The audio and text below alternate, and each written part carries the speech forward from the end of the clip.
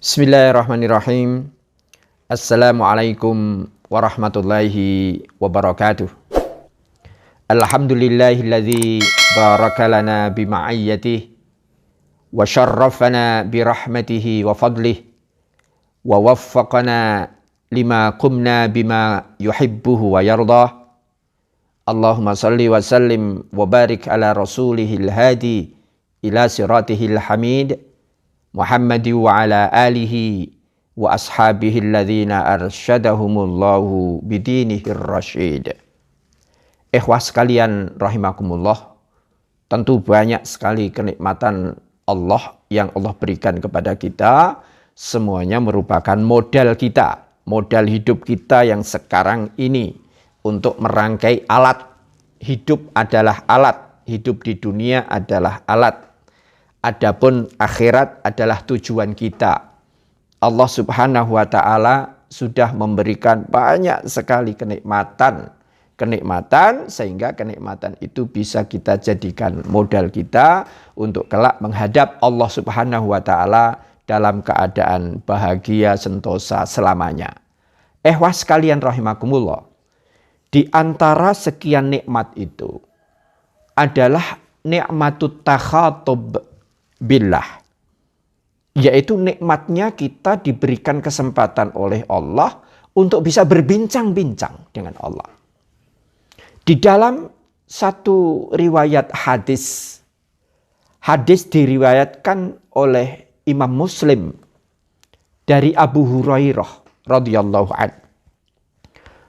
Beliau Rasulullah Shallallahu alaihi wasallam pernah bersabda, "Man sholla sholatan lam yaqra fiha bi ummil Qur'an fahiya hidaj."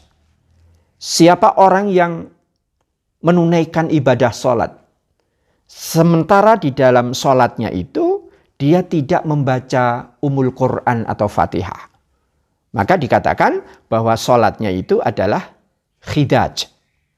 Khidaj di dalam hadis ini dimaknai sebagai ghairu tamam atau tidak sempurna. Pada hadis lain Rasulullah Shallallahu alaihi wasallam juga bersabda, "La sholata liman lam yaqra bi Fatihatil kitab." Tidaklah sah bagi seseorang untuk menunaikan ibadah sholat sementara dia tidak membaca surah Fatihah. Sekalian rahimakumullah, tentu barangkali kita bertanya, mengapa surah Fatihah ini demikian pentingnya? Surah Fatihah adalah hadiah Allah Subhanahu wa taala yang hanya diberikan kepada umat Rasulullah Shallallahu alaihi wasallam. Tidak diberikan kepada umat yang lain. Bahkan tidak diberikan kepada umat Yahudi, kepada umat Nasrani, juga umat-umat yang lain. Jadi sekalian rahimakumullah, surah Fatihah ini mempunyai kedudukan yang sangat sentral di dalam kehidupan kita, di dalam kehidupan umat manusia seluruhnya. Sampai kemudian ketika Abu Hurairah ditanya oleh salah seorang sahabat, "Ya Aba Hurairah, inna nakunu wara'al imam." Wahai Abu Hurairah, kami ini berdiri di belakang imam. Maksudnya kami ini makmum. Kemudian bagaimana hubungannya dengan harus membaca surah Fatihah itu? Abu Hurairah kemudian mengatakan begini, "Iqra biha fi nafsik." Baca saja Fatihah itu di dalam hatimu. Jadi ditafsirkan di sini boleh kita membaca surah Fatihah itu kapan? Ketika bersamaan dengan imam sementara kita membaca di dalam hati. Ada juga yang menunggu ketika imam selesai sampai waladhdallin, kemudian imam membaca surat, sementara makmum kemudian di dalam hatinya atau dilafalkan berbisik tanpa suara di dalam atau dibaca di dalam hati surah Fatihah itu. Alasannya mengapa? Abu Hurairah radhiyallahu an memberikan alasan. Alasannya apa? Fa inni sami'tu Rasulullah sallallahu alaihi wasallam yaqul. Karena aku pernah mendengar Rasulullah Shallallahu Alaihi Wasallam bersabda begini. Qala Allahu Ta'ala. Allah sudah bersabda. Allah sudah berfirman. Jadi kalau di dalam satu hadis Rasulullah Shallallahu Alaihi Wasallam mengatakan qala Allahu Ta'ala atau innallaha ta'ala yaqul, Allah sudah berfirman, maka ini maknanya adalah hadis qudsi. Hadis qudsi ini adalah hadis yang matannya, substansinya itu dari Allah Subhanahu wa Ta'ala. Adapun redaksinya adalah dari Rasulullah Shallallahu Alaihi Wasallam. Jadi sekali lagi, hadis ini adalah hadis qudsi.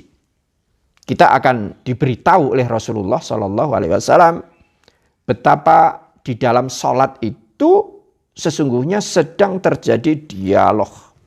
Dialog yang sangat mulia. Dialog yang sangat kudus. Antara Allah Subhanahu wa Ta'ala dengan hambanya. Kita. Antara kita dengan Allah Subhanahu wa Ta'ala. Di sini Allah Subhanahu wa Ta'ala memberikan kesempatan kepada orang yang sedang menunaikan ibadah sholat untuk langsung berkata-kata, langsung berbincang kepada Allah Ta'ala. Inilah yang saya sebut tadi dengan nikmatut takhatub billah. Yaitu nikmatnya kita berbincang-bincang dengan Allah Subhanahu wa Ta'ala. Di sini Allah Subhanahu wa Ta'ala berfirman begini. Qasamtus salata baini wa baina abdi nisfaini. Aku membagi salat itu antara kepentinganku dan kepentingan hambaku ini menjadi dua bagian. Wali abdi masa'ala. Kemudian nantinya bagi hambaku itu nanti silakan akan minta apa saja. Jadi sekali lagi di dalam salat, di dalam pembagian surah Fatihah ini Allah Ta'ala membagi dua. Sebagian untukku, sebagian untuk hambaku. Akibatnya apa? Akibatnya jika itu nanti dipenuhi, maka wali abdi ma sa'ala. Untuk hambaku apa saja yang sudah nanti dia minta. Fa'idha qalal abdu. Diteruskan di dalam hadis ini. Fa'idha qalal abdu. Alhamdulillahi rabbil alamin. Kalau hambaku itu nanti membaca Alhamdulillahi rabbil alamin. Segala puji hanya bagi Tuhan semesta alam. Bagi Allah yang memelihara, mendidik alam semesta ini.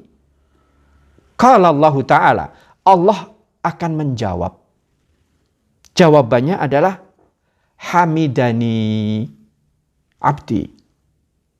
Oh, hambaku sudah memberikan pujian kepadaku. Hambaku sudah memujiku. Hamidani abdi. Jadi kata alhamdulillahirabbil alamin dijawab oleh Allah Ta'ala dengan hamidani abdi. Oh, hambaku sudah memberikan pujian kepadaku. Wa idza qala ar-rahmanir rahim. Kemudian apabila hambaku itu membaca ar-rahmanir rahim, qala Allah Ta'ala asna alayya abdi. Jadi ketika kita membaca ar-rahmanir rahim, yang maha penyayang, lagi yang maha pengasih, pemurah, lagi maha penyayang. Kemudian Allah menjawab, asna alayya abdi. Oh, hambaku sudah menyanjung, sudah memberikan sanjungan kepadaku. Wa idza qala maliki yaumiddin. Kemudian ketika hambaku itu membaca maliki yaumiddin, qala. Allah kemudian menjawab lagi. Bagaimana jawabannya? Hadza majjadani abdi. Oh, hambaku sudah memuliakanku. Wa qala marratan. Kadang-kadang Allah juga mengatakan begini jawabannya. Fawwadha ilayya abdi. Oh, hambaku sudah menyerahkan segala urusannya ini kepadaku. Jadi sekalian rahimakumullah. Sesungguhnya di dalam sholat, di dalam surah Fatihah itu, ketika kita membaca surah Fatihah di dalam sholat, maka apa yang terjadi? Yang terjadi adalah ada dialog di sana. Maka saya agak menyayangkan ketika ada orang, maaf ini terlalu cepat di dalam sholatnya itu, terlalu cepat. Sehingga saya tidak bisa membayangkan bagaimana Allah Subhanahu wa Ta'ala lebih kepada hamba, bagaimana meresapi, bagaimana menghayati bahwa Allah Subhanahu wa Ta'ala itu memberikan jawaban atas setiap pernyataan yang dibaca oleh seorang hamba itu. Sampai kemudian wa idza qala iyyaka na'budu wa iyyaka nasta'in. Ketika hamba itu sampai kepada lafal iyyaka na'budu, hanya kepada Engkaulah ya Allah kami menyembah. Wa iyyaka nasta'in, dan hanya kepada Engkaulah kami memohon pertolongan. Qala, disinilah Allah Subhanahu wa Ta'ala akan memberikan jawaban. Jawabannya adalah hadza baini wa baina abdi. Disinilah letak krusial pembagian antara itu kepunyaanku dan antara itu haknya hambaku. Jadi ibadah ini adalah haknya Allah Ta'ala dan menjadi kewajiban hamba. Iyyaka na'budu. Barulah kemudian Allah mengajarkan wa iyyaka nasta'in. Barulah kemudian kami memohon pertolongan kepada Engkau wahai Allah. Jadi pertolongan ini adalah haknya hamba, menjadi kewajiban, quote in quote, dalam tanda kutip, kewajiban Allah Subhanahu wa Ta'ala untuk memberikan pertolongan itu. Jadi di sini ada hubungan ini. Wa iyyaka na'budu wa iyyaka nasta'in. Ada hubungan antara kewajiban dan hak. Antara hak dan kewajiban. Iyyaka na'budu. Kami menyembah dulu ya Allah. Kami menyembah Engkau dahulu ya Allah. Akan tetapi nanti berilah aku pertolongan. Oleh karena itu Allah menjawab di sini. Hadza baini wa baina abdi. Wali abdi ma sa'ala. Disinilah titiknya. Sehingga kemudian Allah Subhanahu wa Ta'ala menegaskan untuk hambaku apa saja yang dia minta. Jadi sekalian rahimakumullah. Dari alhamdulillahirabbil alamin arrahmanir rahim maliki yaumiddin. Iyyaka na'budu. Ini adalah kawasan ilahiyah. Ini adalah hak Allah di sini. Hak Allah untuk disebut, diakui, dirasakan sebagai zat yang maha kasih, maha sayang, maha pemurah, yang menciptakan segala alam semesta raya ini. Kemudian yang menguasai nanti di hari kiamat. Kemudian yang Allah tidak akan melakukan kezaliman sedikit pun. Untuk apa? Untuk mengganjar, untuk memberikan sekecil apapun yang dilakukan oleh umat manusia kelak di yaumil hisab. Ini semua adalah kawasan Allah Subhanahu wa Ta'ala. Kemudian sampai datang wa iyyaka na'budu. Iyyaka na'budu. Kami hanya menyembah kepadamu ya Allah. Kenapa? Karena rangkaian dari alhamdulillahirabbil alamin itu sampai dengan maliki yaumiddin ini adalah kawasan Engkau, kawasan yang tidak terbatas, kawasan yang manusia itu mustahil untuk masuk di dalam kawasan itu dengan otaknya.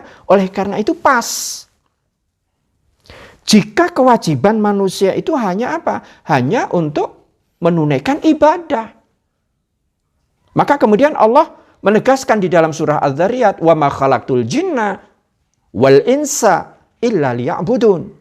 Aku tidak ciptakan jin dan manusia kecuali untuk apa? Untuk beribadah. Jadi ibadah di sini adalah kewajiban manusia. Ini adalah hak Allah untuk apa? Untuk mendapatkan persembahan itu. Barulah nanti kemudian Allah datang dengan pembagian yang kedua. Pembagian yang kedua adalah dari iyyaka nasta'in sampai dengan nanti ihdinas siratal mustaqim siratal ladzina an'amta alaihim dan seterusnya sampai waladhdallin. Ini adalah hak hamba, kewajiban Allah Subhanahu wa taala. Sekalian rahimakumullah, di dalam hadis agak panjang ini saya ingin menitik beratkan kepada pernyataan Allah Subhanahu wa taala wali abdi ma sa'ala. Dan untuk hambaku ini apa saja yang dia minta. Oleh karena itu Allah Subhanahu wa taala berfirman di dalam ayatnya tertulis pada surah Ghafir misalnya. Ayatnya ayat 60. Di sini ada teguran dari Allah Subhanahu wa taala. Wa qala rabbukum ud'uni. Dan Tuhan kalian itu sudah berfirman, sudah menegaskan, ud'uni. Mintalah kalian kepadaku. Astajib lakum. Pasti aku ijabah kamu. Pasti aku berikan kepadamu. Innalladzina yastakbiruna an ibadati, adapun orang-orang yang sombong, adapun orang-orang yang takabur, an ibadati, dari tidak meminta kepadaku, dari ibadah kepadaku. Ada orang yang bersombong, sombong, takabur. Sebab apa? Dia tidak mau beribadah kepadaku. Dia tidak mau meminta kepadaku. Apa kata Allah selanjutnya? Sayadkhuluna jahannama dakhirin. Maka orang-orang itu nanti akan dimasukkan ke dalam neraka oleh Allah Ta'ala. Neraka jahanam. Dakhirin, dalam keadaan hina dina. Jadi sekalian rahimakumullah, di dalam satu analogi yang sederhana. Setiap kali kita akan sholat, maka sesungguhnya ada yang terselip. Ada perintah Allah yang terselip. Yaitu pada pernyataan Allah, wali abdi masa'ala. Dan untuk hambaku apa saja yang dia minta. Kapan itu boleh? Kapan itu diperkenankan oleh Allah? Yaitu pada saat kewajiban itu sudah dilakukan. Ibadah sudah dilakukan. Tauhid sudah diyakini. Malik Yaumiddin sudah diyakini. Alhamdulillahirabbil alamin, kita tidak berhak atas pujian. Pujian hanya untuk Allah Subhanahu wa taala. Kemudian Ar-Rahmanir Rahim, itu jagat raya yang seluas itu, yang tidak ada batasnya itu, dan kemudian kita diperkenankan untuk hidup di dalamnya. Sehingga itu menjadi keyakinan kita. Keyakinan bahwa kita ini sesungguhnya nol belaka. Mohon maaf, sekalian rahimakumullah, saya beranalogi begini.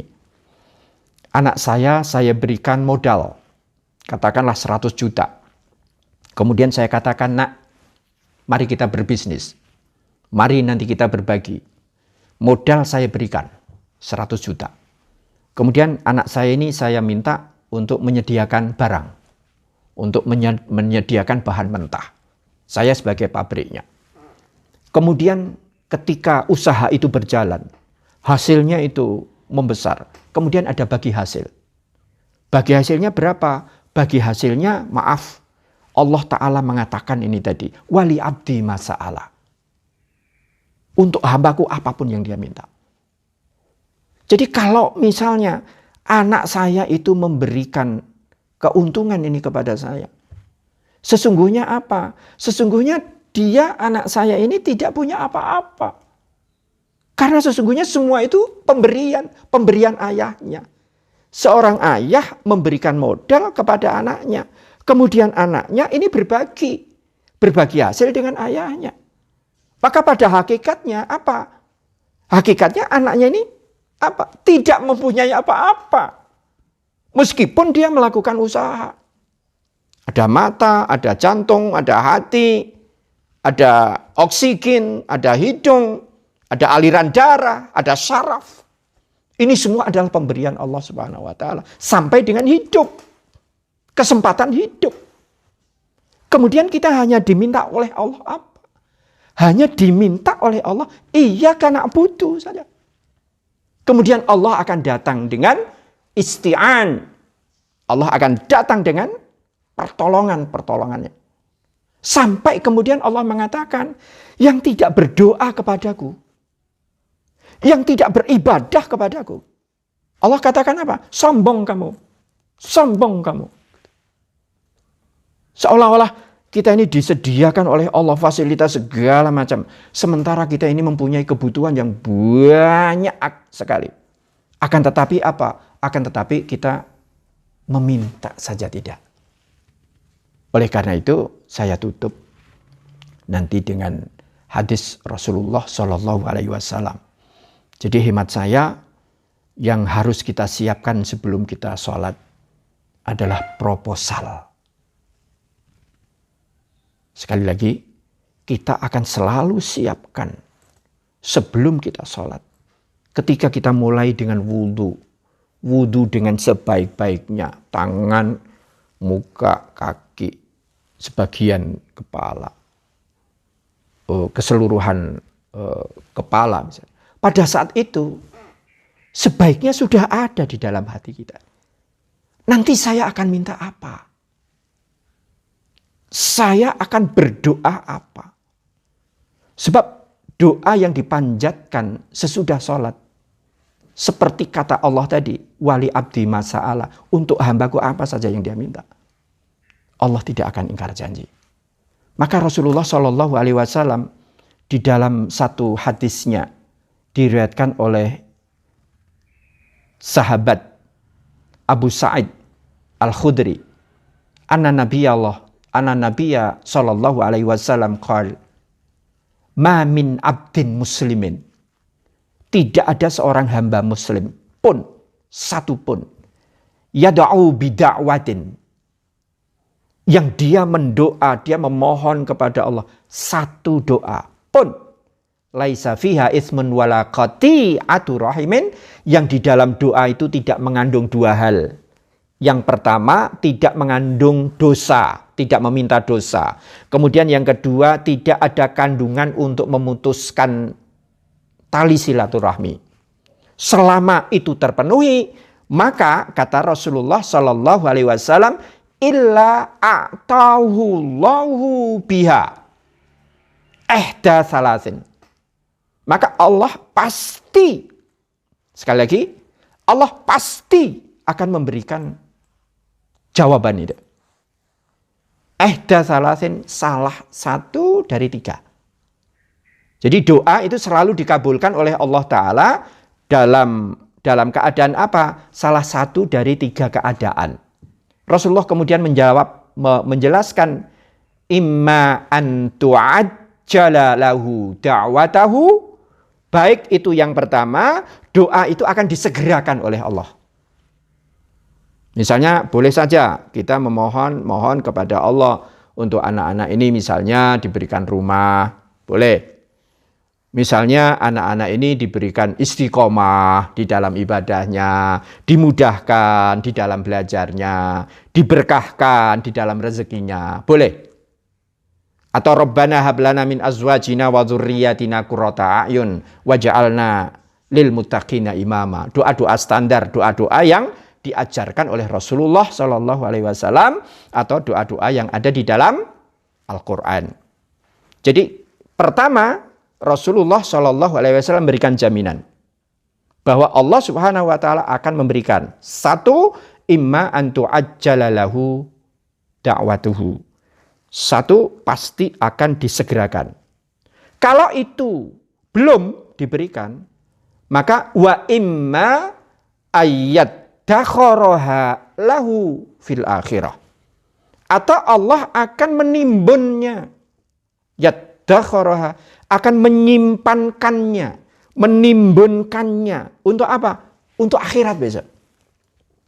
Jadi kalau kita memohon kepada Allah kekayaan, Allah akan kayakan kita besok di akhirat. Kalau kita meminta kedudukan yang tinggi, Allah akan berikan kedudukan itu. besok di akhirat. Andai kata yang satu belum diberikan, Allah akan memberikan dengan alternatif kedua, yaitu imma ayyad dakharaha lahu fil akhirah.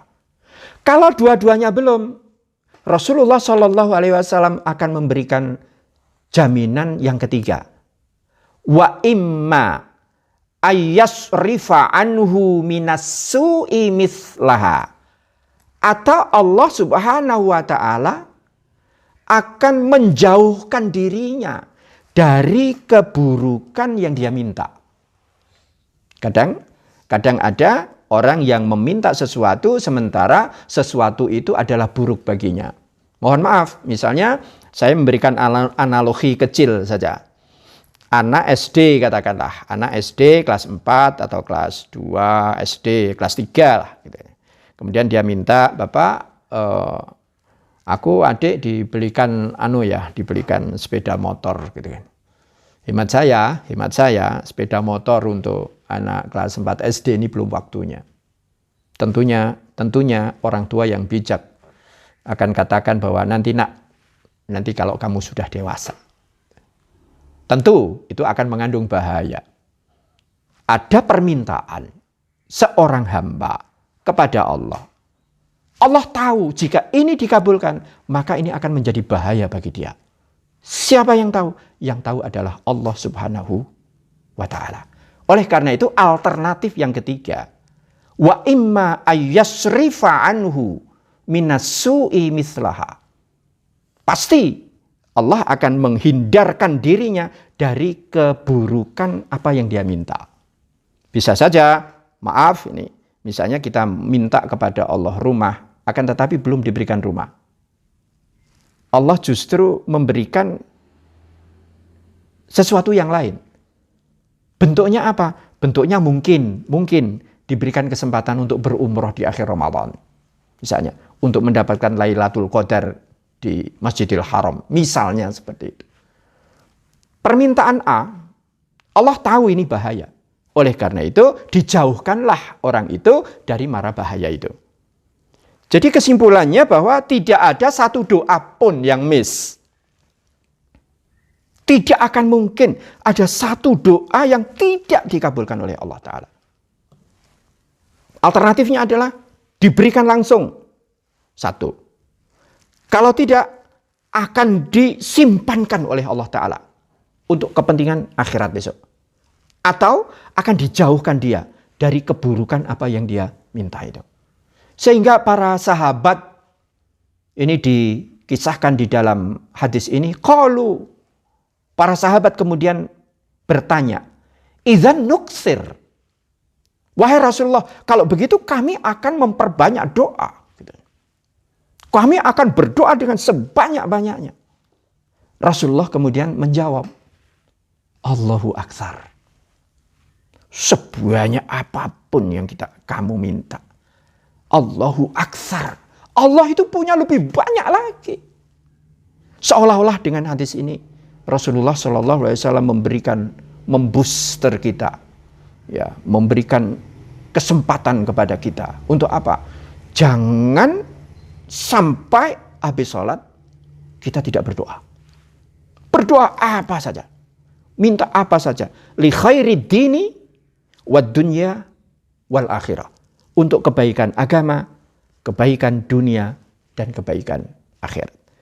Jadi sekali lagi, sekalian rahimakumullah, ternyata di dalam surah Fatihah, ketika itu dibaca pada saat sholat, maka sebenarnya Allah Subhanahu wa ta'ala sedang mengajak berbagi dengan kita. Allah Ta'ala mengajak untuk bagi hasil dengan kita. Ternyata Allah Subhanahu wa ta'ala sedang memberikan nikmatut takhatub dengan kita. Nikmat berbincang-bincang dengan Allah Subhanahu wa ta'ala. Oleh karena itu, sekalian, mari bersama-sama. Karena sholat yang benar, sholat yang baik, ini akan menyebabkan kinerja kita akan menjadi benar, kinerja kita akan menjadi baik. Jika kemudian kinerja kita benar, kinerja kita baik, maka kita boleh beroptimis untuk mendapatkan fadl dari Allah, rahmat dari Allah yang kedua-duanya merupakan kunci kita untuk menuju surganya, surga jannah an-na'im. Insyaallah demikian. Sekalian, sekali lagi Allah Subhanahu wa taala memberikan kesempatan kepada kita. Wali abdi masa'ala. Untuk hambaku apa saja yang dia minta. Oleh karena itu, setiap akhir salat jangan sampai kita tidak berdoa. Setiap kali kita berwudu, maka sudah ada di dalam hati, saya akan minta apa kali ini kepada Allah. Ini yang harus kita persiapkan dengan sebaik-baiknya. Insya Allah proposal yang kita mohonkan kepada Allah sesudah salat, Allah akan berkenan memberikan ijabah. Bahkan orang yang tidak berdoa, Allah ngecap, memberikan cap, menjadi stempel kepada kita sebagai orang-orang yang sombong. Na'udzubillah min dzalik. Demikian kurang lebihnya mohon maaf. Hadanallah wa iyyakum ajmain. Subhanakallahumma wa bihamdika asyhadu an la ilaha illa anta astaghfiruka wa atubu ilaik. Assalamualaikum warahmatullahi wabarakatuh.